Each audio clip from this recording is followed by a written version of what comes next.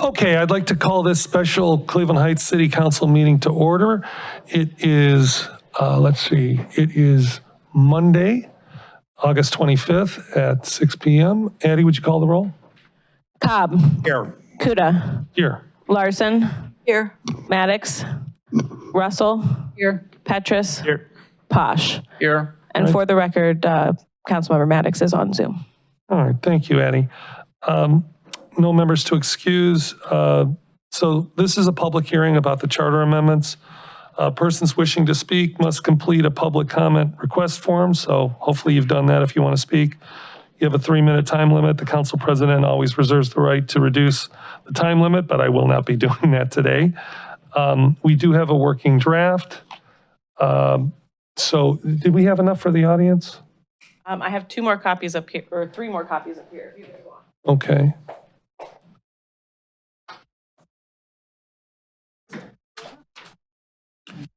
And someone can have mine. I'll look at it electronically.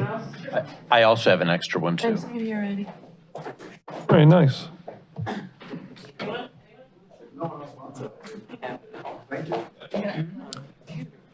So before we call the first person up to speak, I want to thank the Charter Review Commission again for all the work they've done. This process started over 2 years ago.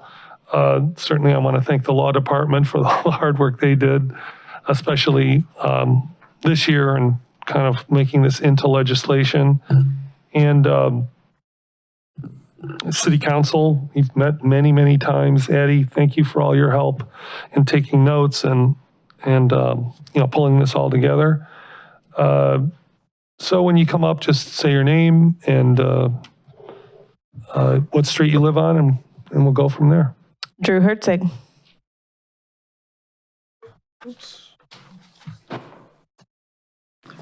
Drew Herzig, Bradford Road, Cleveland Heights. Appreciate being thanked for serving on the Charter Review Commission. My service on the Charter Review Commission was the reason that Council Vice President Russell blocked my appointment to future commissions. So I'm not sure if that's much of a thank you kind of thing. Apparently this was not available online until mid-afternoon today. Some of us are just reading through it now. I've been following you on YouTube, various versions floating around, but apparently this is the version that you were asking the public to comment on with about 3 hours notice. So I feel this is just illegitimate. It's just going through the motions. There are a number of things that got struck off by the city law officer that a lot of us worked very hard to put on kind of thing. I don't have time to really comment on it fully because again, I've just got a paper copy here 2 minutes ago kind of thing. So it troubles me a lot that the months and months of work that we put into this have been reduced to basically a pro forma public hearing kind of thing because the public has not had a chance to read this and comment. All right, actually, I'm going to take a liberty here because one of the things I want to talk about, we don't have to talk about this now because I want to have the public comment, but if anybody else feels the same way, I'm certainly willing to have a discussion with council before we leave today on another special meeting where we have a hearing and for the people who don't feel they've had enough time to look this over. Please understand this, when we schedule these special meetings, we do them ahead of time. In this case, we had talked about doing this weeks ago, but we never know when the actual final draft is going to be at the time we schedule the meeting, and there's a lot of moving parts, and we understand why it took time. But I just want council to know, and the public who's watching, that I'm open to scheduling something with, if we have Mr. President. Yes. I appreciate that. I've gotten quite a bit of feedback, and I myself agree with Mr. Herzig and what he just stated. There are several residents that stated they had just hours to look this information over, and I think it's problematic to have this hearing and get that feedback when many are just reviewing it now. And so if we can schedule another hearing so that people can really dig into this and then come back and give us some feedback, I think it will be extremely helpful. I can't tell you how many phone calls and emails I've received about why This was just made public within several hours, and then we're doing a public hearing in addition to the feedback about the hour, the time of day of this hearing, and how many people may have just been getting off work or dealing with children and things. And so I really would like to re-explore both another time of the hearing and another day to be able to do that so that people can digest this information properly, because a lot of people are taken back by this process. Thank you. And I appreciate that comment, but I do want to say there have been literally dozens of meetings where people could have attended. Now that's not this legislation, but the process. And we had meetings leading up to this with drafts of the charter, but I certainly understand this is the final draft unless we amend it. So I'm again open to that. Go ahead. Linda Strayevsky.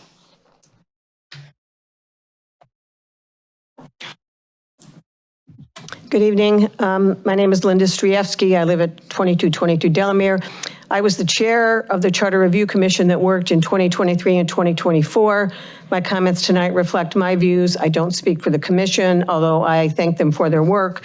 And I also would give a shout out to the prior Charter Review Commission that worked for several years, well, year and a half, on the prior proposed redo of the charter, because they did an excellent job reviewing the charter and identified many areas that needed modernization. For tonight's draft, I want to say I supported the Charter Review Commission's report and almost all of the proposed charter changes that were recommended by the commission. I also have attended or watched the recordings of all of the City Council Committee of the Whole meetings that focused on the commission's recommendations. I think there have been 6 of those meetings since the commission's report was delivered. And I appreciate the considerable time spent by most of the council in deliberating changes to the charter and their thoughtfulness in the discussions. And I do support the council's proposed charter. Council's draft includes some changes to what the commission proposed, but none that I find worth arguing about. Reasonable minds can differ about fine points of any charter. I do want to emphasize that this commission was appointed after the voters' decision to change our form of government to an elected mayor. The commission was asked to recommend changes in light of that change in government to better and further implement the new form of government. We were asked to recommend changes in the best interest of the city. I believe the commission did that. It's important to recognize that the 2019 ballot issue for the change to an elected mayor was focused solely on adding to the charter provisions for an elected mayor. That ballot issue did not attempt to include related changes that were warranted in order to balance the powers of the executive and the legislative branches and to address that we were no longer a city manager form of government. In the interest of time, I'm not going to review why that happened, and I don't mean to criticize that decision by the committee. The commission report covered that background, and that report is still on the website if you want to see it. The charter proposed tonight includes many changes beyond the balance of power issues, changes to modernize the charter and, in my opinion, improve it. For instance, the proposed charter has a more thorough and up-to-date focus on ethics in our city government.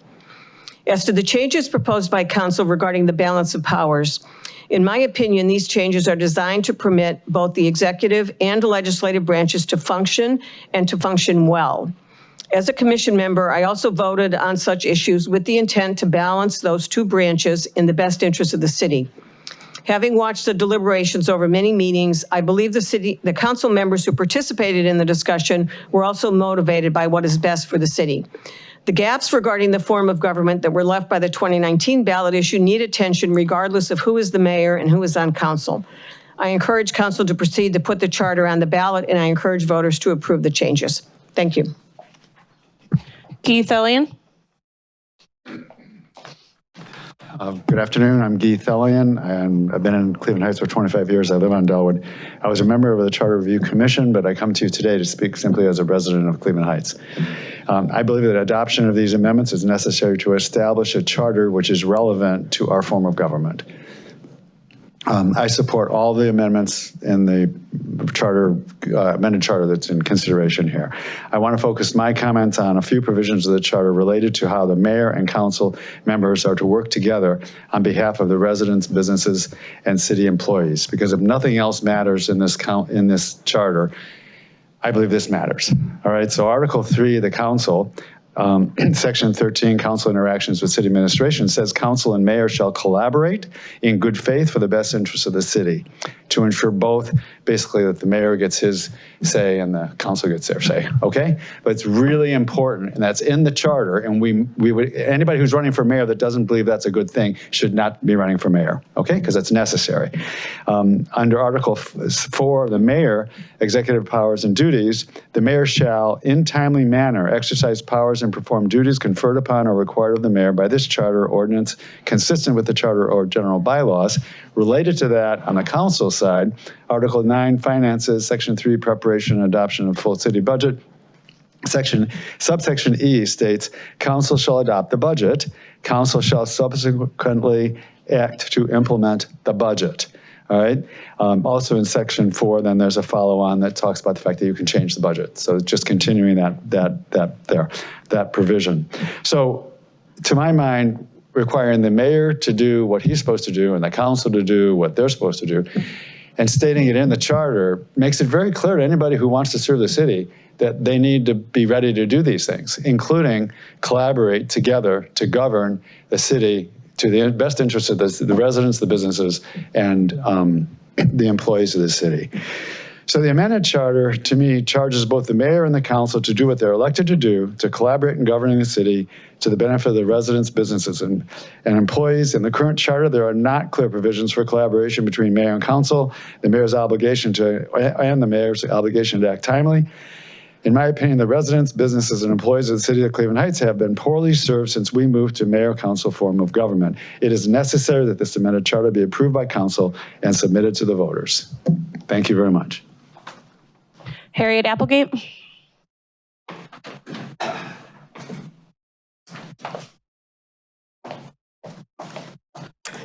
Hi, my name is Harriet Applegate. I live on Crest Road, and I was also a member of the Charter Review Commission. I would like to express my support for the recommended changes, but at the same time, my dismay that the period for public comment was not more robust. The Charter Review Commission recommended ranked choice voting. While I agree that there is not enough time to educate the public about ranked choice voting between now and November, that could also apply to the other provisions of the Charter Review recommendations.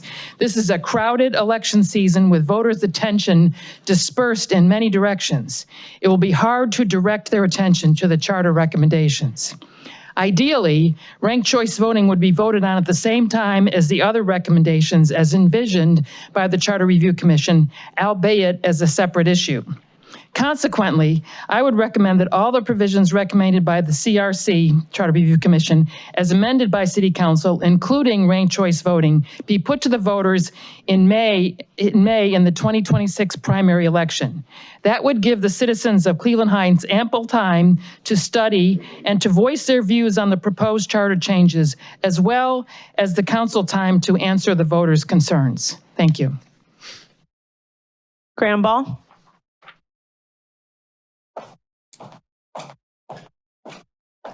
Good evening, Council. My name is Graham Ball. I live on Bradford Road. I was also on the Charter Review Commission. We spent many months going over in depth all the details of this charter, slogging through details such as how many petitions are needed to run for election, the time in which council elections are staggered. We covered communication between council and the mayor. We covered balance of power issues. We got very deeply into the weeds, haggling and arguing with each other over every word, it felt. And in that time, I didn't get everything that I wanted out of that. That's the beauty of that 9-member body, is that we represented a diverse array of viewpoints. One of the things that and speaking, of course, just as myself and not as official member of the, not as a representative of the Charter Review Commission, was we declined to recommend the inclusion of a land acknowledgement, which some of us felt would have been a good thing to include in our foundational document of the charter. But repeat what you just said. I didn't. Yes, so we declined to include a land acknowledgement. That is land acknowledgement, right? Which is traditionally used to acknowledge the original ownership of this land of indigenous folks. And that was ultimately voted down, and that's okay. I accept that decision, right? Because of course that's the beauty of democracy. But what we voted up was ranked choice voting, right? And so I was disappointed to see council on their deliberations recently kind of dismiss RCV without really thinking about it, it seemed. I know that there's some concerns about it. It may be too confusing or maybe disallowed by the State House. I just want to emphasize that in the latest New York City primary election, which used ranked choice voting, 96% of voters said that it was simple to understand.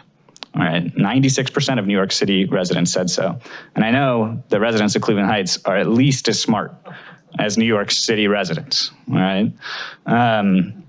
And, you know, whether or not the State House makes it illegal, I feel like we should not abdicate our power ahead of time, all right? Isn't this the whole point, that we have home rule? It has not been banned. Force them to ban it. Make them ban it because they're afraid of it, all right?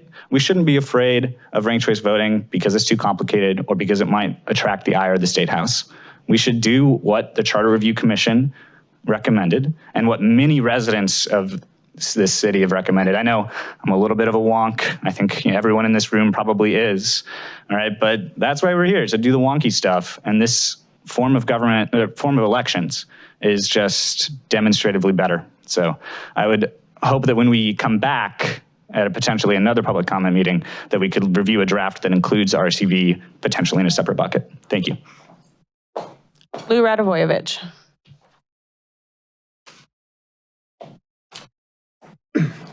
Lou Radovojevich, Middlehurst Road. Really don't have much to say, simple for the fact that I just got this thing in my hands about an hour ago. So I'm with Drew. I mean, I just feel like this is way too important to have even a discussion in this room. I feel like we need to order some pizzas and review this, you know, around a round table at this moment. So that's all I got to say. It's way too late in the game to make this kind of conversation. Thank you. That's all I have. All right, thank you. And thank you all for your comments. Let's see. So we have we can have some discussion now about this, about the charter amendments, and then we'll get into legislative review. We have I think 3 items. So I know we all got this recently. Now, keep in mind that the two drafts that we've gone over, well, the one that we just got today and the draft that we've been working off of, I know that this is probably about 95%. I don't know, would you say that's fair to say, Law Director? 5% of what, Mr.? That the draft we were working off of is about 95% of that is in here, is in the draft, is in the legislation that we got today. If what you're saying is 95% of what you've been working with over the last few weeks at your meetings, yes, is reflected in the updated working draft that you got today, I'd say it's more than 95%. Okay. There's a red line which was sent to council, contrasting the version from today to the version that you worked with last Thursday. Right. And it shows just a very few changes in like 3 sections. So probably 99%. So what's been under discussion is what's before council now. Correct. So any discussion from any members about? Yes. Oh, Councilman Maddox, is that you? Yes. Okay. Thank you. Sure. I just wanted to state again, I don't mind this discussion. I just want to make it clear that to the public, this may not look healthy because, again, of the lack of information until now in terms of the complete information. And so as we're having this conversation, I would just really press upon this council. If we could hold off from this until this public to really have a better, robust conversation, I think it would appear better to everyone to make sure that from a transparent standpoint that they have time. It's just really awkward to continue having a conversation about something that they really just received, and the fact that most of the public comments came from people who were on charter review, I think speaks to the fact that the public did not see this.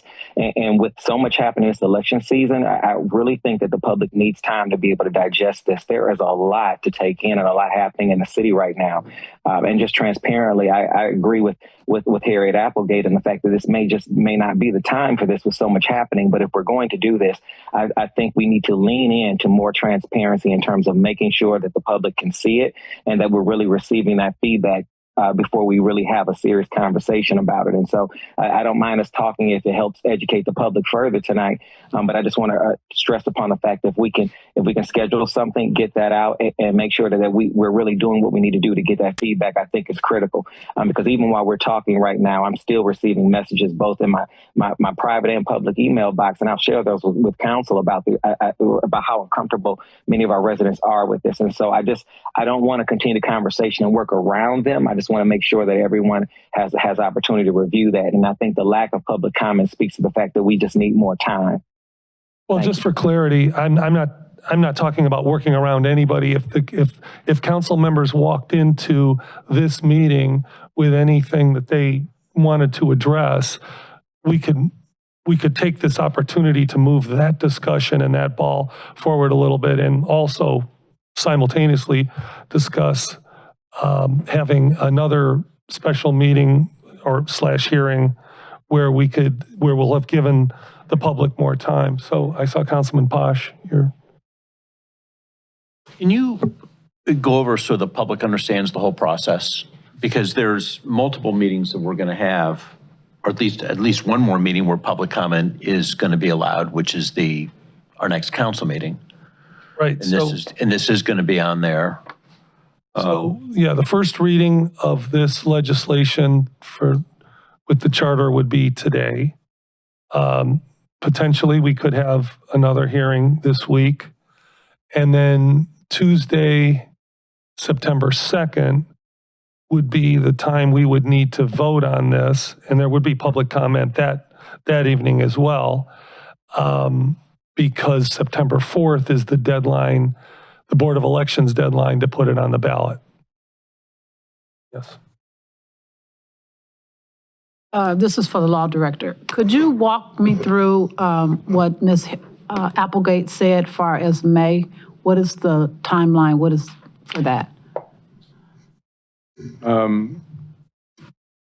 If the question is, what does waiting until May mean? It means that no amendments would occur before May. The timeline for submitting proposed amendments to the electors before that May election is the same timeline as any other election because that's driven by the state constitution. So it has to be sent to the Board of Elections not less than or more than 120 days from the passage of legislation by the council. So you'd be looking at 60 to 120 day window prior to the May election date. Did you want to say something? Councilman Posh, go ahead. Good. Oh.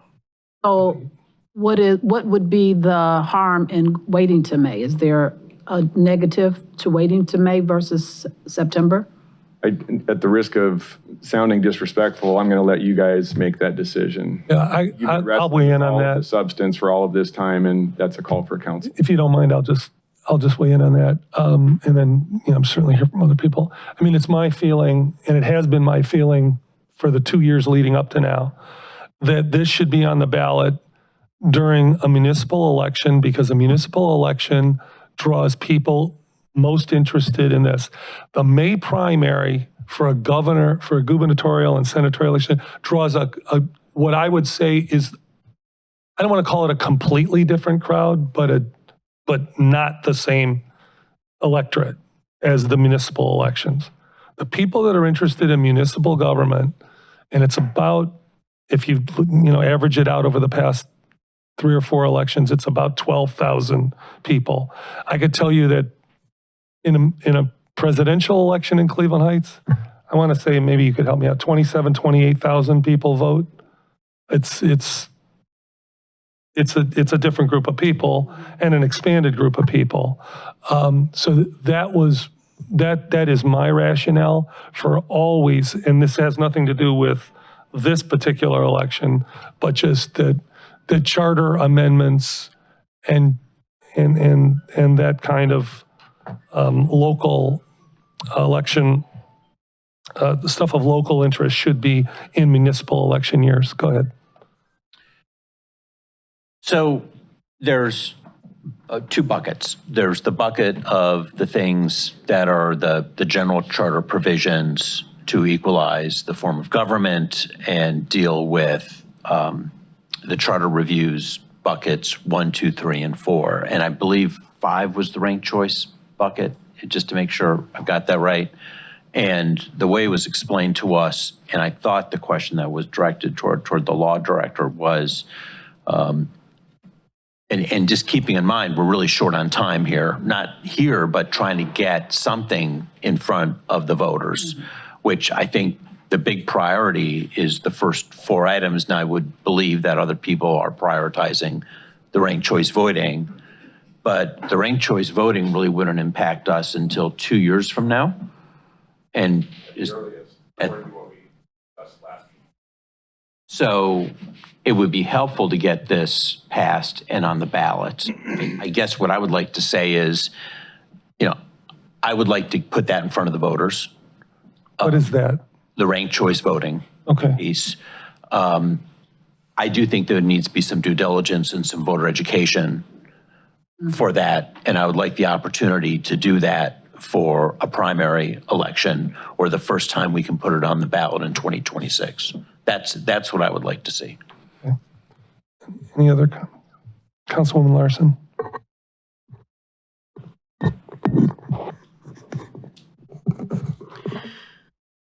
We've spent a lot of time in council meetings discussing all of these amendments that were recommended by the commission. The commission spent a lot of time working on this to get us to this point this evening. I agree that we should probably schedule another meeting this week for another public hearing once people have had a chance to digest the information we got, and it needs to be posted out on the website, right?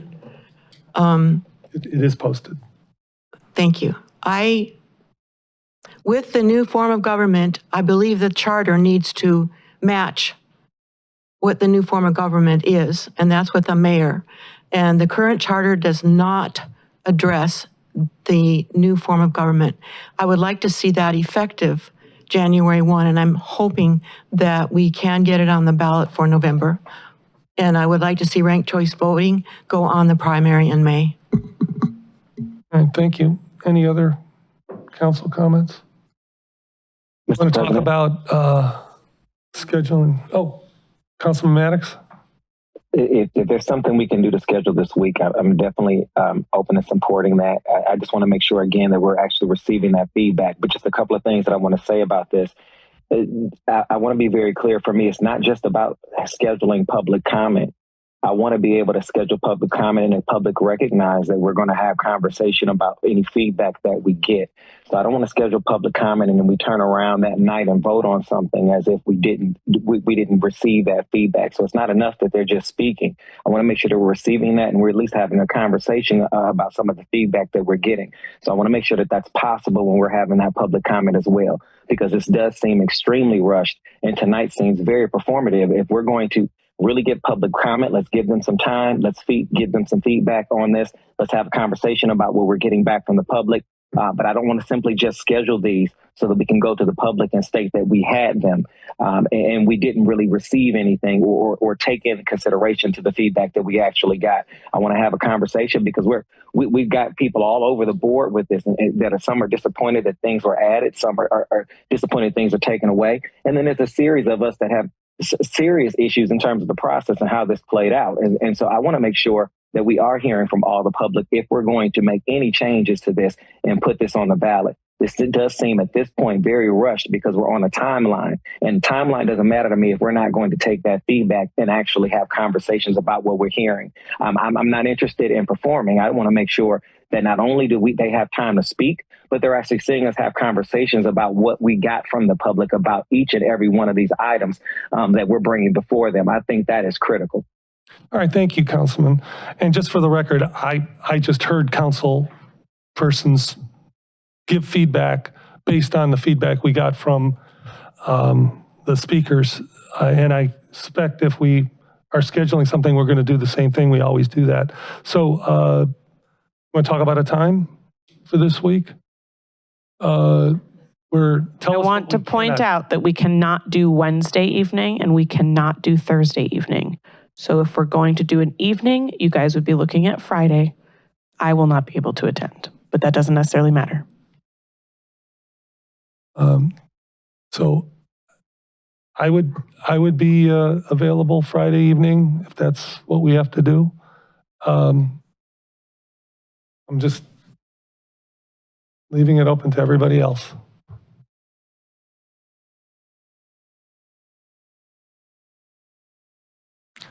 Yes, go ahead, Nathan. I think I would make myself available Friday evening. I am coming back on a flight. Hopefully I won't be delayed, but I'll be able to watch the meeting.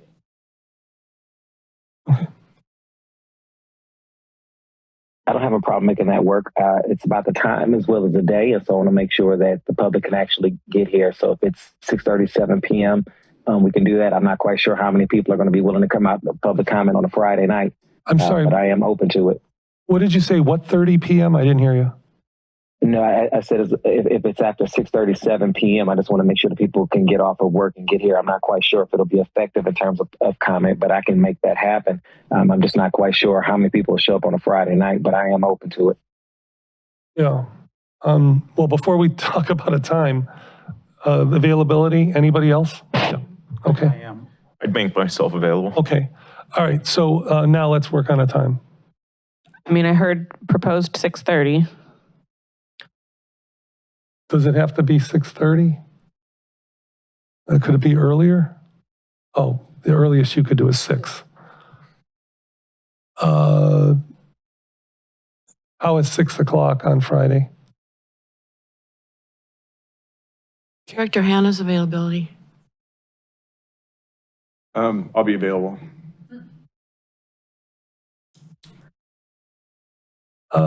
6 o'clock it is? You could, yeah, you could also have comments if people aren't able to make it on Friday. They could always submit comments that way to email, via email. Yeah, we should. Mr. President, I was going to recommend that if we could open up some forum for them to bring comments in even ahead of time so we can get them on the record, that would be helpful. Because I still think 6 o'clock is just ineffective. One of the pieces of feedback we've been receiving from the public for quite some time is that the timing. The later in the evening, easier it is. A 7 p.m. start time just makes it easier for the public to really come in. Anything before that just makes it a little bit more difficult. And so I can do 6 o'clock, but I don't know, again, how effective that's going to be. So if we can open up some sort of feedback portal, or whether even if it's just email and we spread the word, I will prefer to make sure that we do more than just this public comments, and we're going to do it on a Friday night. Yeah, the thing that I was thinking about for Friday was the Orthodox Jewish community, when the basically it's like sundown. So, yeah. So I was just trying to work that out. Any other thoughts on the time? So 6 o'clock? Yeah, I think we're good there. And then I would suggest that if people wanted to make public comment that could not make it, to email me, and I can make sure whoever is going to be me for all intents and purposes on Friday could make sure that they have it so they could read those comments. Mr. President. And could you give your email address? Oh, yes, it's A Ballester. That's ABALESTER at clevelandheights.gov. All right, go ahead, Councilman Petrus. Thank you, Mr. President. I was under the impression that we were going with Friday because that's when Addie might be available. No, I'm not available on Friday. Okay, so do we want to consider Wednesday or Thursday? I know that the clerk said no, but it would be during the day. Reasons? No, Wednesday or Thursday, we cannot do it in the evening. Friday, What are the reasons for that? Evening. The reasons are that I'm not aware. I don't have Steve Barker on Wednesday or Thursday. Okay. Yeah. Councilman? There was some talk about putting together a summary document or listing of changes. So we're looking at you. I'm shocked. Sorry. Actually, a good head start was made on that, not by me, but we can utilize that work to get something prepared and postable by, I would say, Wednesday. So it'll be up in advance of Friday. And you could also post the red line versus the current charter the working draft versus the current charter, as well as a clean copy, so that should give people an opportunity to look at all of those forms of the information. Very good. Mr. President? Yes, go ahead. I've also been advised by several residents just to remind everyone that it's also a holiday weekend going in, and folks aren't sure if people will be traveling or if they'll be able to do this. And so just to keep that in mind as we're scheduling this as well. Friday just may not be as effective as we're looking for it to be, as we're just considering things happening. Well, unfortunately, we're running out of days. I mean, the only other choice I think we have is to do it during the day, and then Wednesday, Thursday, or Friday, because we couldn't call a special meeting tomorrow. Well, and stuff wouldn't, I mean, you're running into the issue then too, that you don't. Oh, yeah, then it time would to only be review. one more day. Yeah, right. Yeah. Good point. Yeah, go ahead. Does it make sense to have two meetings? You mean one during the day and one in the evening? That's correct. I'm willing to do that. Do we have more availability on a Wednesday or a Thursday during the day? Yes. As long as we can get a quorum together. I can do Wednesday during the day. Okay, anybody else on Wednesday? And it would have to be, I would say the best time to do it would be 10 or 11 o'clock because, Vice President Russell's schedule. But no good on Wednesday. Thursday, is Thursday better? Or late morning?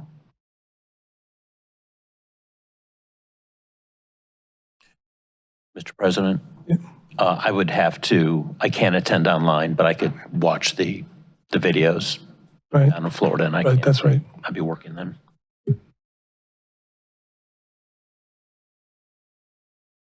I could make Thursday morning work.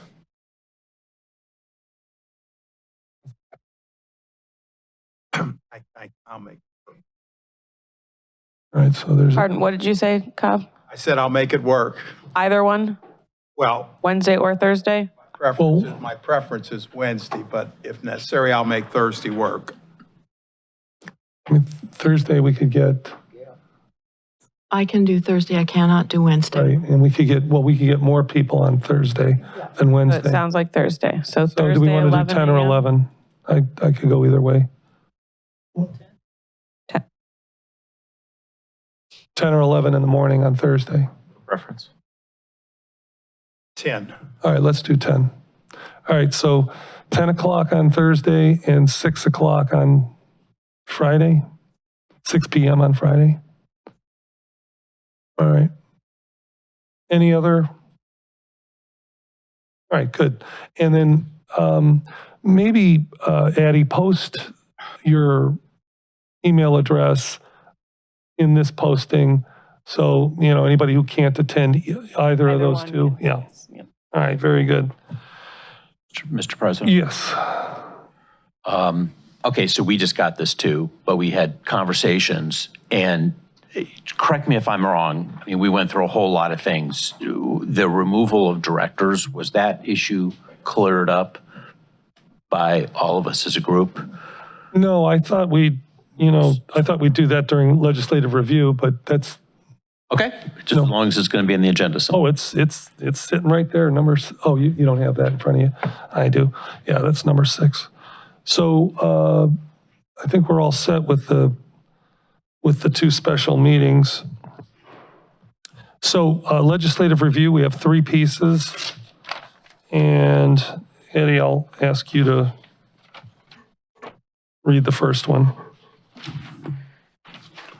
I have Go ahead. I have This is for resolution number consideration for adoption. 170-2025 on first reading, a resolution authorizing the mayor to apply for a grant under Ohio's Urban Forestry Grant Program through the Ohio Department of Natural Resources to accept funding if awarded and declaring the necessity that this legislation become immediately effective as an emergency measure introduced by Mayor Sarin. This is asking to be adopted tonight because the application deadline for the grant is the 27th. Right, and this was at the request of Director Boateng. So do I have a motion? Yes, I make a motion for approval. Second. All right, any discussion? Yeah, I would just note that the applications have been open since at least May 12th, and we're waiting to the absolute last minute to apply for this grant. Noted. Any other discussion? All in favor? Aye. Any opposed? That motion passes. Now first reading only. I have ordinance number 169, 2025 on first reading, an ordinance providing for the submission to the electors of the City of Cleveland Heights a proposed first amended charter of the City of Cleveland Heights and declaring the necessity that this legislation become immediately effective as an emergency measure introduced by President Kuda. All right, so we're not obviously voting on that, but would anybody like to comment? Councilman Posh, you had. I just want to confirm we had one outstanding open item, and that was, I believe, the removal of directors. I could be mistaken, and we were going to get some additional information, or we were going to have a follow-up conversation about that. So the additional information was, I think, the law director emailed us some cities that have a very similar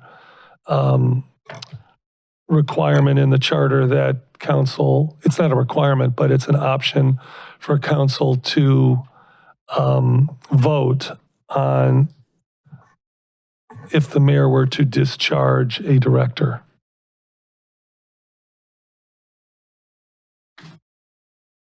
So, Director Hanna, I don't know if you have it in front of you or near you, but there were several cities. I don't have it in front of me. I don't. I can find it quickly.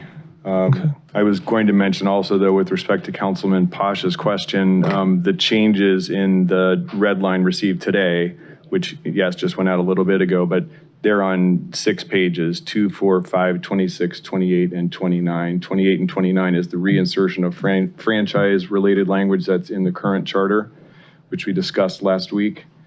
And a couple of the others are pretty minor as well.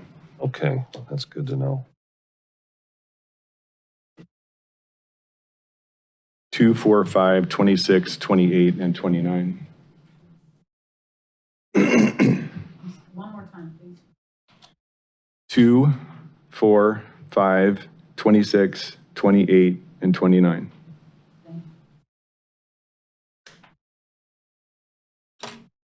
There was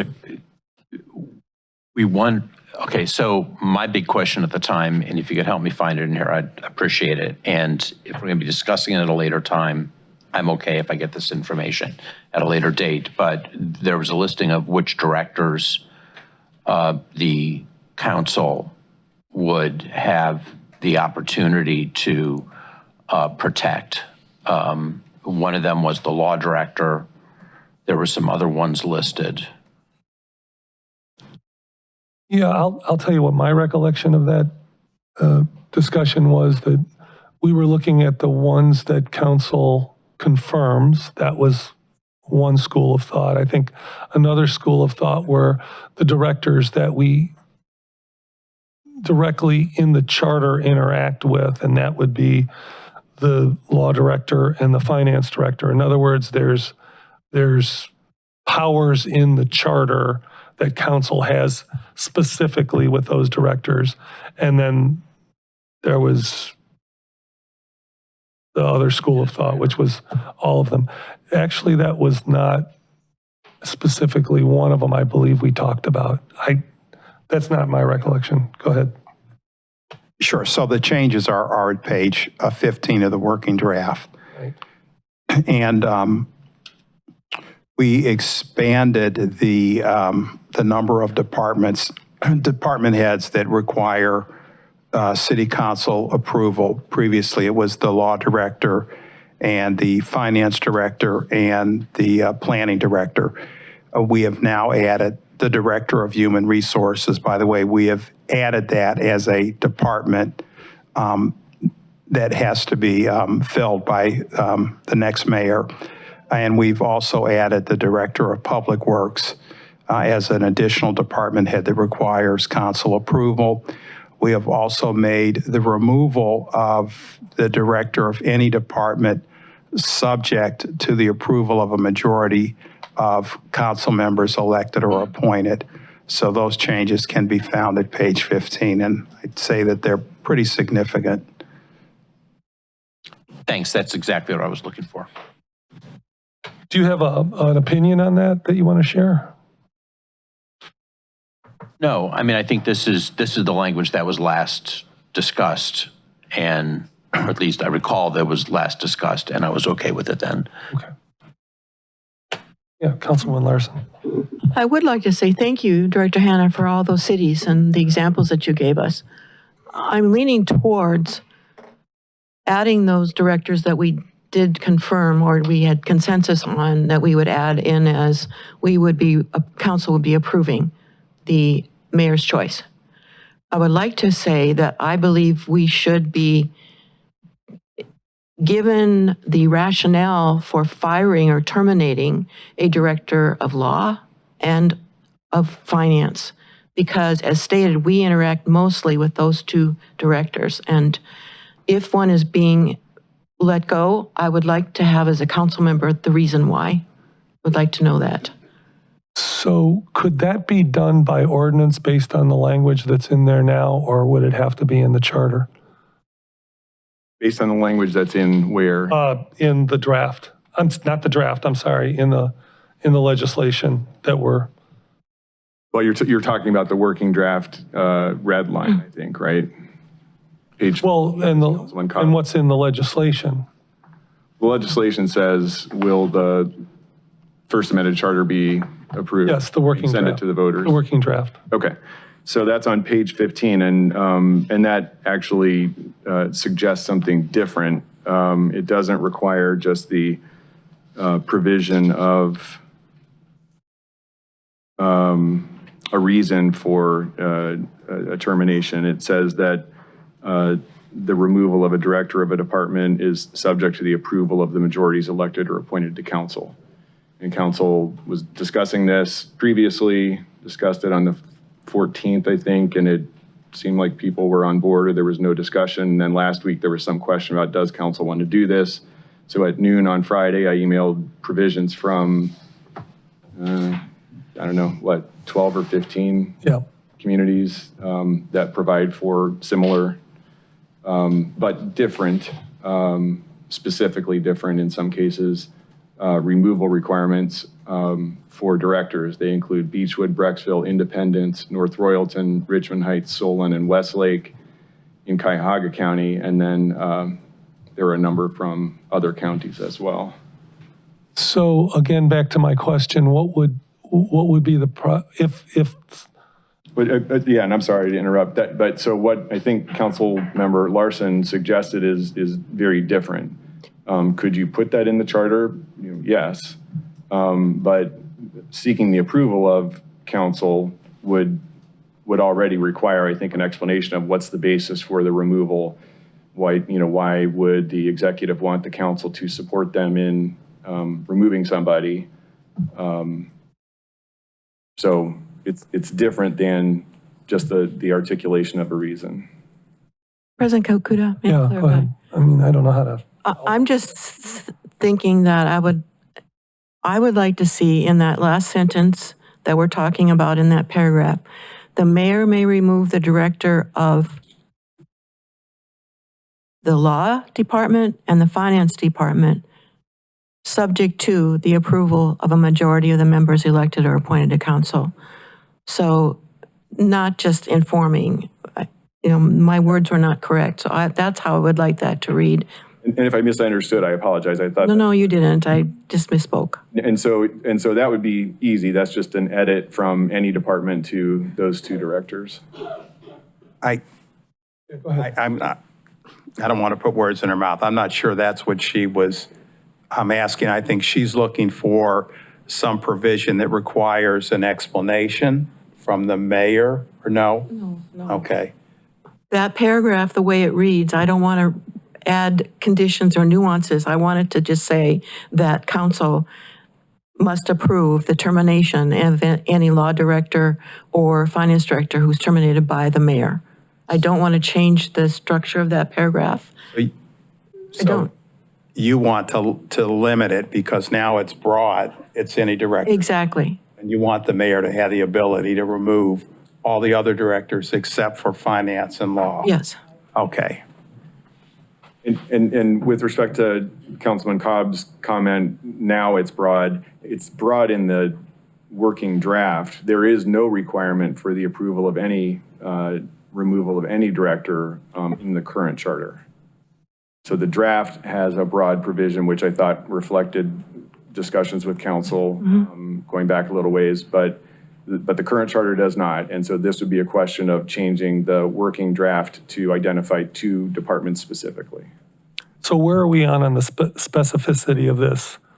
Across the board, or go ahead, Council Vice President? I'm going to, well, this was part of my ideal far as bringing this forward.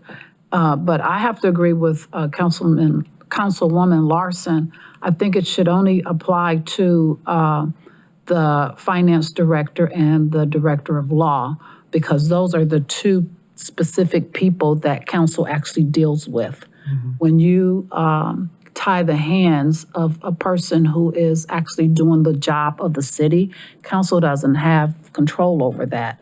And I think what we are intending to do is truly have a balance, check and balance role of government, and not lean back towards the old form of government. So I think if we are talking about the people who actually deal with council, I agree with Councilwoman Larson. It should be the 2 that deals with council on a regular basis. Any others? Because we can't form consensus unless everybody weighs in. And we're not voting, we're just where are people at? Should it be all directors or just the 2 or some other combination? I'm good with limiting it to the finance and law directors. All right, we need to hear from Posh and Petrus. That's possible? Yeah. I could, easily make that change and just give you the one provision with that change in it, and you can, if you continue this discussion, reach that question on Thursday or Friday or Tuesday. Yeah, I'm not saying you have to be there yet. I'm leaning towards the law and finance, but yeah. And I know we talked about this last week, then this gets into the, adding this provision then raises the question of what happens when there's a change in the administration. Is that going to require the mayor to get the approval of council to hire a new finance or law director? So in the excerpts that I sent to council, I used sort of an aqua highlighting to highlight those provisions that talked about, I'm sorry, I think it was green. Those provisions that talked about appointments being for a term that runs concurrent with the term of the appointing mayor, which are very common, and address that concern about, does somebody need to fire a director when they take office? The answer would be no. They would need to reappoint if that person were to stick around, or to just appoint someone to that position. So if you have an opportunity to look at those, again, the green were those provisions, yeah. So then we would need to add those provisions to the charter. Yes. Yeah. This draft, if that's what we're going to do. Right. Yeah, there's no language like that in the current charter, and it's not in the current working draft. But it's an easy edit, yeah. So just for clarification, all directors are at-will employees and can be dismissed without cause. Is that correct? Yes, and I think there's a policy question there for council to think about. But yes. Okay. Yeah.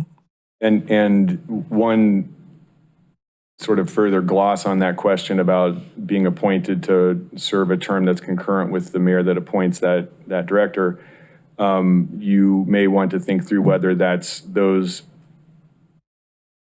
folks who have if law and finance, for example, or is that all directors? Your director of public works is for 4 years, human resources 4 years, et cetera. Yeah. So it can be done. If you take a look at those provisions, you'll see it's done different ways in different places. All right, any other, yes. So, not that I want to beat this issue to death here. I mean, first of all, my opinion is certainly we need to have this privilege for both the law director and the director of finance. Regarding the other directors, we talked about things that a future council might be able to legislate and put in as an ordinance. Now, the way this works, if we just limited it to the 2 items, do we have an opening for a future council to have an ordinance to change that to add, let's say, the director of planning, not that I am picking on them, I'm just using them as an example, or director of HR. Can we add that with an ordinance later on? It depends on where you end up with this language, but theoretically, yes, you could. The current charter language says that the mayor may remove the director of any department without the approval of council. So no, you can't override that with an ordinance. So if you end up with something like that, then that wouldn't be something that could be overcome with an ordinance. But if you wrote it differently, potentially it could. I think this is all part of the weighing that council is going through now, and we can draft any of those without a lot of difficulty as long as council tells us what they want to do. So it could be such language where these 2 and any other directors by ordinance. I mean, I'm not saying that would be the wording, but. I'm not sure what that means. I'm sorry. I'm just trying to go along with Councilman Posh that there is wording where by ordinance, council could include other directors to have their could provide termination confirmed by council. Prescribed processes that would apply in the event of a removal of another department director. You could do something like that because the current provisions in the codified ordinances that provide for, the notice, hearing, appeal period, et cetera, and then a process of decision making that flows from the department head up to the mayor, exclude the directors. So you could do something like that for other directors as well, but I think you would want to put something in the charter to ensure that you have that authority and that you don't put something in the charter that would say that you don't, which is sort of like the current charter language. So it comes to mind a comment that Councilmember Cobb mentioned. I mean, are we trying to fix a problem that we feel like we're dealing with today? But we don't know what our mayor is going to be like in the future. We really do not want to tie the hands of that mayor, and we want them to succeed. Yeah, I mean, I think we all feel strongly, certainly about the law director and the finance director. I think those are no-brainers. But I'd like to be able to open up the door if we see this behavior again, that we're able to solve it with some kind of ordinance.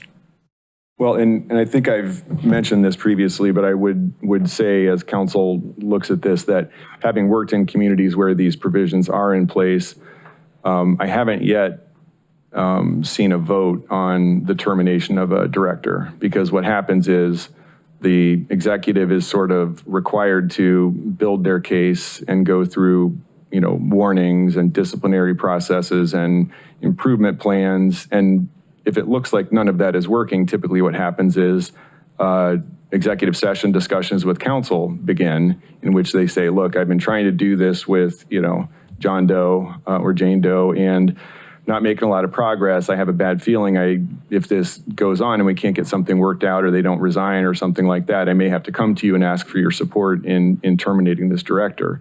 And in every case, I've seen those discussions, and there are a number of them, they've always resolved before that vote happens. So it ends up being sort of a process protection more than anything else. But that would be due process that you would give any employee just a regular employee, you have to either write them up, you have to take them through the actual process, hearings or so forth to build a case on letting anybody go based on their job performance or whatever. You just don't just fire someone just to fire them. I mean, it has to be a case that you've built on a person to say that this person is not doing what they need to be doing. But a provision that says that somebody serves at the pleasure of the mayor or the council means that the mayor or the council, as the case may be, can just let someone go. Without due process? Yeah, they're just gone. And so questions that come up include like stability of the organization, you know, are people, it's worth thinking through. And if there's more language that council would like, I can send further examples and whatever it is that you'd like to see. You will have further discussions of this, it sounds like, this week. We can draft this. The concepts are a little bit complicated, but the language is actually not all that complicated. So we can draft this to accomplish what council wants to accomplish. That's why I asked the question about at will. Yeah, because I can go with due process. I think every person has to have due process before. Right, I just want to make it clear that that's not the case now. I understand That's that, all, but I guess what I'm saying is, even if a mayor or whoever has to let someone go, it should go through due process, not just at will. You have to collect the information why that person is not doing their job or for whatever reason. I don't think you just let somebody go just to let somebody go. You have to be able to prove that that person is not doing what they need to be doing for the city. And then you got to be able to give the mayor the opportunity to do that, because the employees work for the residents. So the day-to-day operations still must function. Yeah. Law Director, you want to say something? Well, I thought you were finishing this up, and so I don't want to push you off of this if you're not, but there was another request that came out of last week's discussion was to have some provision for the removal of board or commission members, when that needs to occur. And I was just going to point out that that also, the language that's proposed, which is typical of language like this when it exists in a charter, requires 10 days notice of the council meeting where this question would come up, and it requires that the board or commission member have an opportunity to be heard at that meeting. And so you accomplish those due process goals for those folks through that type of provision. Actually, that's good to know. Is it kind of a transferable process over to directors and so forth? Well, it's as it's written, and again, I think this is probably the way it's typically written. It is an authority that belongs with council because these are boards and commissions, right? Not employees. And, so it's a council authority question. The difference would be in the case of the department heads, even if every director's termination needed to be approved by council, the chief executive is still really the person putting that in motion, right, as opposed to the council. Right. All right. So if that was under the council, so would the administrator have the same? Doesn't now and doesn't in the draft. Oh, okay. So it's one-sided in so many words. It's a at the pleasure of the mayor kind of arrangement. And that comes from the boards and commissions? I thought you said administrator. I'm talking about the board and commissions. Maybe I didn't hear you right. So the board and commissions to be removed, that's council. Well, as drafted, yeah, there's currently not much in the city's laws on that, which I think is sometimes problematic. Would it have to be confirmed by the administration? Not as drafted. That's what I'm saying. Okay. Yeah. And some of that, if I might, comes from the fact that you've got 7 members of council. And so the theory is, I don't know that it's always perfectly realized, but the theory is that you have debate and you may have votes that are unsuccessful, to remove somebody and those kinds of things, because different council members may feel a different way instead of just a unitary vote by an executive. I'm just trying to make sure in my head that we are doing things balanced, check and balance, not overstepping one branch over the other. And I'm just trying to make sure that's clear in my head. So that's my concern. I just don't want us to do something that may impede on someone else just because we're going through what we're going through now. I think I was like Councilman Posh, we don't want to tie our hands where we are just suffocating the administration or council. Absolutely. Either or. And I think, like a job description, you never want to write a job description for a person, even if you have someone in mind, because that person may leave, get fired, pass away, you never know. And so job descriptions should be written for job positions, and these types of provisions should always be written for the position involved, not a person that's on your mind. All right, any other discussion on the charter, any charter provisions? Councilman Posh? So as a matter of process, when these provisions, since this has already been read in the record, are we like amending wording, or will we get a whole nother version? Do we have to have a resolution to change it? I think if we have a consensus on wording, we'll just amend the particular, the whole thing doesn't need to be amended, just the provision. And as law director said, it's a pretty easy change to make. And now we do. We have 3 more meetings after this one. Yeah, we'll have this discussion at every meeting. We'll have the hearings, but we'll also have discussion time, and we can make amendments, suggestions if we have a consensus. And then, hopefully the final draft that we'd be reading a week from tomorrow would be, what we pass, but, that still, until we pass something, we can amend it. And we've done that before. We've amended things on the day we voted. All right. Any other topics in the charter?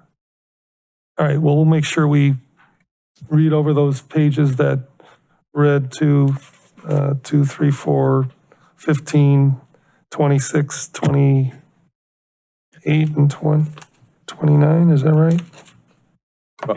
Yeah. So if you're looking for what changed from last week to this week, Right. It's the working draft 825 versus 821. And the only redlining would be those things that changed in that from Thursday to today. Right. The other one has lots of redlining, and it's going to be hard to figure out where those parts Right. are, because that's the working draft versus the current charter. Right. Looking at the numbers you gave us. That's in the 825 versus 821 red line. Okay. All right, go ahead, Addie, and read the next one. All right, on second readings, I have resolution number 166-2025. On second reading, a resolution authorizing and directing the mayor to execute an agreement with ETC Institute to design and administer a survey to gauge the overall satisfaction of the residents of the city of Cleveland Heights, Ohio, introduced by Councilmember Posh. All right, do we have a motion? So moved. Second. And we have a motion and second. Any discussion? I have a few things to read. Okay, go ahead. Oh, yeah, go ahead. We have discussed the need for a residential satisfaction survey in Council Safety Committee. We all feel it's long overdue. The last survey was completed in 2020. We reviewed prior surveys and a recent survey conducted by Shaker and concluded that the results would be very helpful for our administration staff and ourselves as council. Today, I feel the biggest beneficiary would be the new mayor. These surveys are used to help better understand resident priorities. They help guide us when prioritizing the work getting done and the work that hasn't been getting done. We as a city have limited resources and our priorities compete against each other. These surveys results can be used by city leadership to bring unity, focus, and direction to our work. Having these results available in time when our new mayor takes office would be incredibly beneficial for all of us, including the new mayor. I wish we had such results during our budget process last year, After all, the budget is a roadmap. So again, I feel we can each use the results for this survey to give us some much needed direction. I need to say this legislation had been delayed getting to council because of the perception that such a survey would be used politically against the current mayor. I'm certain we are past that point. Today, we need data that tells us what our customers feel and what our products deliver. Of course, our customers are our residents, and the products I refer to are our city services. Well-managed companies and cities embrace these surveys as a sound approach and best practice. It's time we do the same. I believe this legislation will help our new mayor for success when their term begins in January. I've had one resident reach out to me.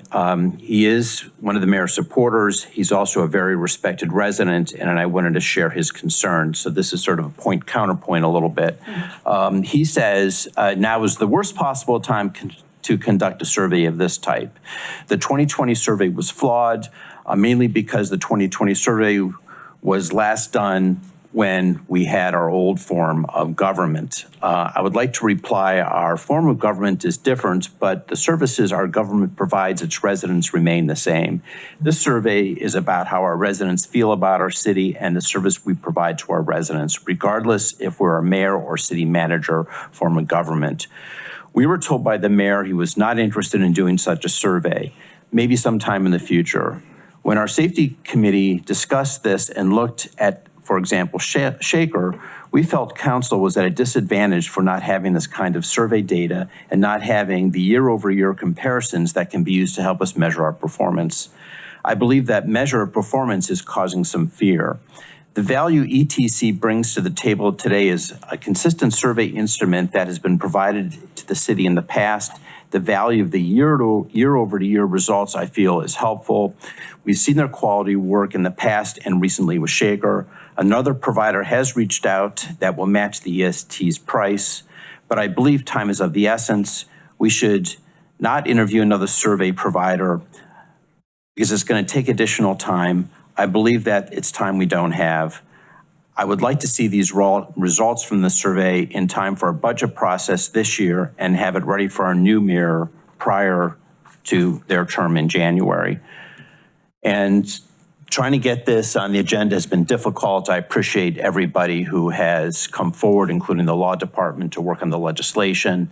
I really appreciate the fact that we've been able to squeeze this thing into tonight's agenda as opposed to waiting until our next meeting. So just for clarity, was that your answer you were reading at the end to the email? That was my answer, but delivered publicly. Yeah, no, that's fine. Transparency, so everybody's able. Because that was the question I was going to ask, which was, a couple of companies popped out and I read their emails, but I don't know enough about it to say that one company would be better than another. And I'm taking it that when you looked this over, you didn't find any of the competitors, if you will, making a more compelling case, or is it just we just don't have time? It's a combination of we don't have time and we have a work product, a survey instrument that has already been used in the city year after year after year. And what we discussed in our last safety committee meeting, that the results, the questions that get asked are not very much different from year after year. I mean, the core things that we provide as a city don't really change. I mean, there's some tweaks that, we know are on the horizon that you query for. And I would say probably one of the more recent ones would be Cumberland Pool. But I don't think we're close to doing anything with Cumberland Pool anytime soon. And we'd have to really see where the mayor comes in. And that would probably be covered under a residential, a recreational survey that's actually in process right now. So. All right. Councilwoman Larson. Thank you. I support this legislation. I'm on the committee, Public Safety and Health, and I know that there are questions about other companies out there, but this company has a survey. They're going to administer per our directions to ask the same questions that were asked in 2020, and I'd like to see this be not just something that we forget to do or we just choose not to do over the years. I think we need to do it on an established basis, be it every 2 years or whatever. I would like to say this legislation calls for a $13,500 base fee with $2,000 to be paid if the city requests an on-site presentation for the findings. So that, there should be enough money in our council budget to cover that. Because we'll have to direct the finance director as to which fund to use. Okay, all right. Any other discussion?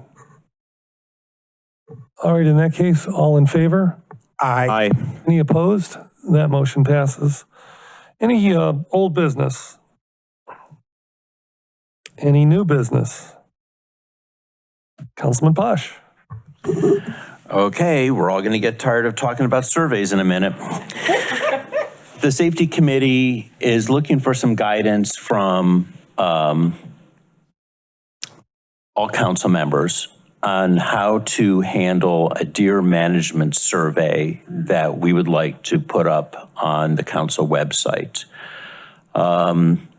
This is a survey that is available to us from ODNR, Department of Natural Resources, and it is an instrument to measure citizens' concerns about deer management and if they believe it's a problem or not. And I would like to, I don't know if we need to do this by ordinance or by some legislation. But what I'm looking for is, I guess, guidance on, one, if we feel like it's our role to put something like this up on the council website so we can get some data for our new mayor. I mean, these are specific. If you do a deer management program like our peer cities, they do this at the direction of ODNR. They have to issue a permit. And we're not there yet. Right. I mean, this just is an introductory. Do you think the citizens of, in this case, Cleveland Heights, should be thinking about this? And it's a measurement that ODNR uses in their evaluation if a new mayor would like to issue a permit to conduct deer management. It's a critical step in the process. It's kind of a timing thing. When deer management happens, it happens pretty much at one time of the year. You lose a cycle. I mean, there's been a lot of interest we've had from residents that have asked us to consider this. It's not something that this current administration wants to get involved with. They were waiting for some results on neutering deer, which are available already. But I just would like to jump the gun, get some data, get it in the hands of our new mayor so they can look at the results along with us to determine if this is something that the city should do. I would very much like to see this happen in conjunction with other cities, because I know we've talked about how deer management would be much more effective regionally than just here. But if we're like in completely different phases of the process, in other words, the survey, the commissioning of a deer population data, and then a solution, it would be nice if we could do this part of the process with other cities as well, just so we're all moving in the same direction nearly at the same time, because I think that's going to be the most effective use of this tool. And can I reply to that? Sure. So we still have to do our own survey Understood. through ODNR, and then you can jump on the bandwagon to do it with other cities, and I would concur.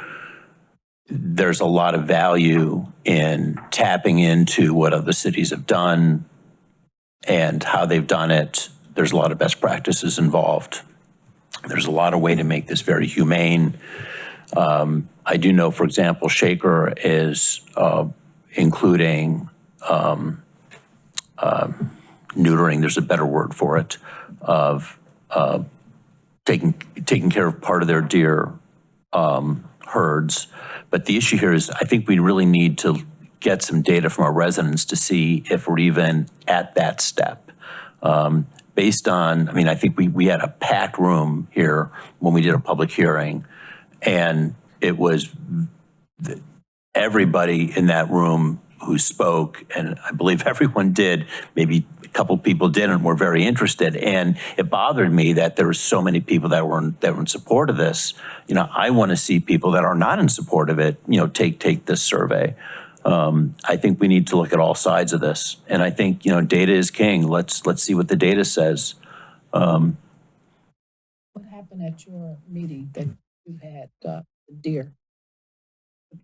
Oh, okay. I don't know if your mic was on, but Vice President Russell just asked what happened at the meeting I went to. So I went to a First Suburbs meeting. We had ODNR and the Metro Park speak on deer management, and it was pretty unanimous from the communities that attended that they were interested in this and that they had the same problems we did. What I was talking about was not learning, although I think it's important to learn from the communities that are doing this. I was talking about the ones that are not. And those are the ones that we probably want to try to get on board and get moving. And if they're interested, and they say they are, it would be nice if we were all moving kind of in the same direction nearly at the same time, just because there are several steps before we actually do anything. Is there any talk with the other cities about other rodents, like groundhogs? I mean, we've getting a lot of people talking about how they're just eating holes in their properties. No, it's so funny that you bring that up. I mean, there were a few anecdotes, but not a discussion about it. But if you remember, when I was sworn in that day, and then at every budget hearing we've had, I have brought up the topic of having and sharing an animal control center with other municipalities, because I think I was told at one point that there was no way we could afford to do this on our own. But, you know, I thought at least we should be looking at other neighboring communities and talking about that. So I'm glad you brought that up again. And I think I would love to hear that as part of the budget discussion this fall. A lot of our residents has been talking about that and the destruction of their property. So that's why I asked. No, it comes up all the time. Yes. President Kuda, I would think that'd be a good topic for the First Suburbs Consortium as well. Yes. Because if you're going to talk about a regional animal control, or at least 2 or 3 cities sharing, the September meeting might be a good time to bring that up. But have we answered Councilor Pasha's question about how do we get this survey out to the residents? Because we're concerned about getting it online, publicizing it in the e-news, the city e-news, all the things that need to happen to make sure that people know they have access to it. So the specific question I thought was, do we need an ordinance to do this? And so I'll turn that over to the law director.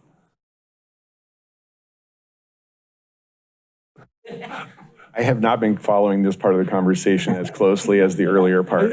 I don't blame you, but so the question was, if we were going to do a deer management survey of the We're paying residents. somebody to do it? No, And you were busy. No, are we paying somebody to do it? no, No. Okay. No, we were, link. go ahead and explain what we would need to do. And then his question was, do we need a resolution or something to? Okay. It's a link in a website that goes to an ODNR site that has been customized. So it says, you know, City of Cleveland Heights Deer Management Survey. They collect the data and share it with us. It's about 10 questions, and it doesn't cost us anything to do. You know, I would, And then the data come back to the city through a DNR? yes. Okay. I mean, I don't think ordinarily you would need legislation for something like that, but I don't know what the extent of coordination with any part of the administration has been. You could certainly authorize it by motion. Maybe that's the safest sort of guardrail you might want to use. And is this something that Councilman Posh, that you envision being put on the e-newsletter and that kind of thing, or? Well, I would hope the city administration would allow for that. I mean, as opposed to say just putting it on the website, which. I think we all have our channels, but I would hope the city would put it in Focus or the city newsletter of sorts. They've rejected things that we've asked them to put on, I think individually in the past. And that's why I asked, in part, because I didn't know what that conversation may have been. I would tend to think that's valuable, worthwhile to have. But again, if you're not getting where you think you need to be that way, you could certainly, I think you could do a motion, you could certainly do a simple resolution just to outline what it is and why you're doing it and how. It just memorializes and administratively blesses the survey. Can we do it ad hoc, or does it need something that the law department needs to review for form? I don't understand the question. Can I just give you the motion out of my mouth now? Oh. Or would you prefer it documented and written that the law? I would prefer, yeah, we can put something together with you. Okay. I have my answer. Thank you. Is that good enough? Okay, very good. Any other, were we on old or new business, remind me? New business, okay. Any other new business? All right. Now, did somebody fill out a form to speak on was this to speak on legislation? Because we're only having people speak on legislation that's before council today.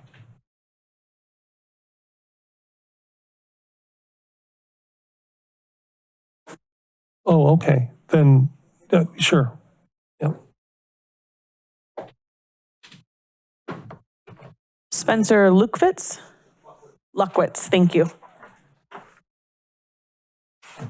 Hi, my name is Spencer Luckwitz. I live on Delwood Road. I only know to do that because I've watched the meetings. I've actually been here before. I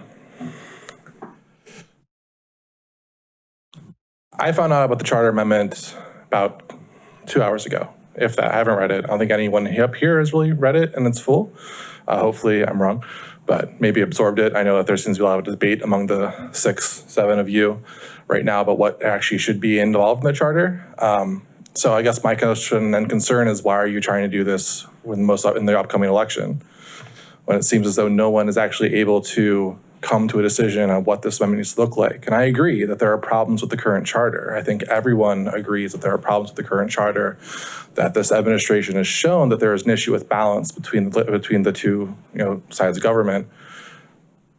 There's a saying, in the legal profession, which I am unfortunately a part of, that hard cases, bad cases make bad law. This has been an atypical, abnormal administration, I hope. And it's concerning that first out of the gate have something so off the rails, so strange, to then try and turn this into, well, how are we going to fix it? And there's been mention up here between, I think, Councilman Posh, Councilman Russell, that we don't want to overreact. And I caution that any action here, any action taken now is going to be an overreaction. It's going to be a reaction to what we have seen happen in this past administration. This isn't the time to change the charter. No one here, the city, isn't going to be able to make the best decision. You, council, aren't going to be able to make the best decision. It's unfathomable that right now we can actually make a decent charter after the trauma that the city has experienced. To say otherwise, I think, is to our bad credit. Councilman President Kudo, I also want to say, you mentioned that elections with a primary where you're going to have a larger voter base are not the right elections to have charter amendments. And I want to say I completely disagree with you. I said they were good for. They were better for. I didn't say they were not. Go ahead. I apologize. I misunderstood. But I would say that. No, but I mean, I didn't want you to keep going when I said the opposite of that. I apologize. So then I agree with you completely 100% that the most amount of people voting for a charter amendment would be the one to have that. I don't know if this election, where we have a recall vote, is going to bring out a representative that's indicative. It won't be on that one. It'll be on the November 4th. November ballot? Okay. Like I said, didn't have a lot of time to read it. Understood. Thank you. Sure. Loretta Stevens? Spencer, stick around. I'm going to say something in my comments about this at the end. Okay, so I didn't know that this was, Can you pull this? this is just a meeting just for charter? Yeah, and there's two other items on the agenda. Okay, because I was coming to talk about a fire hydrant that has been running water for 2 Yeah, months. that we can't do today. Okay, is it next week? Yeah, on Tuesday, September 2nd, which is the day after Labor Day. And I'd be glad to talk to you after the meeting about this. Yes, Yeah. please. So, Okay, thank you. We won't be long now. Okay. Okay. So I think we finished old and new business, so council member comments? Oh, Councilman Petrus. Thank you, Mr. President. I'd like to thank the members of the former Charter Review Commission for being here. You spent so much time and effort working on the recommendations that you proposed to council. So thank you so much for still coming out, even though your commission has been disbanded. Really appreciate that. Our city council has spent, I think, about 21 hours reviewing the recommendations from the Charter Review Commission. We've done that, I would say, over maybe 8-9 months. Some of us attended most or all of those meetings. Some of us did not attend many of them. I personally am familiar and comfortable with what is in there, but I entirely agree that it would be good for us to have more public opportunities for people to weigh in. So I'm happy that we're looking at scheduling two for later this week. Thank you. Very good. Any other council member comments? Vice President Russell? Yes, I would like to thank the Charter Review Commission as well for their hard work, as well as council. But I'd like the residents to know all 7 council members have been looking at and reading the charter amendments, although all of the council members could not be in attendance at any given time because of our work schedule. Some of us do work. Some of us can't come to meetings at 2 o'clock in the afternoon. So I just want that for the record, that when people are actually missing, we are excused by the president of council because there is a very good reason why we're not here. And most of that time is because we're working. And as a bus driver, I don't get vacation time, so I can't put dot in vacation time. Thank Councilman Petrus for being able to use his vacation time to dot in those extra hours. I appreciate that. You know what I thought you were going to say? What? You're like, some people work, and then look at me, and some people don't. You know? That's what I thought. Wait a minute. Wait a minute. I'll say it. And some people don't. No, it's a couple of you don't. I admit that. It's a few people on here that don't. All right. Any other council member comments? Okay. I just want to say that, Spencer, just to kind of address what you said, because I think it's very important. This process started over 2 years ago. So, I mean, we're in the 98th percentile, maybe 99th percentile of having discussed almost every single thing in this document. Yes, there are a few last, I even call them last minute, but towards the end, there's always a couple of things that come up towards the end of the discussion. Again, this is well over 2 years of discussion that we might tweak at the end, but these are relatively minor tweaks that are happening at the very end of, hundreds and hundreds. I don't know if Linda, you could tell us how many hours you put in. I don't know if you ever logged that up. Okay. I'm not saying that anybody should do this, but every single one of the conversations we've had on the charter review, both the commission and the hours that we've spent are on and available on the website. And we are going to, and I'll just conclude with this, it's Thursday at 10 o'clock. I want to make sure we have this right, because you texted me Wednesday, but I want to make sure it's Thursday. Okay.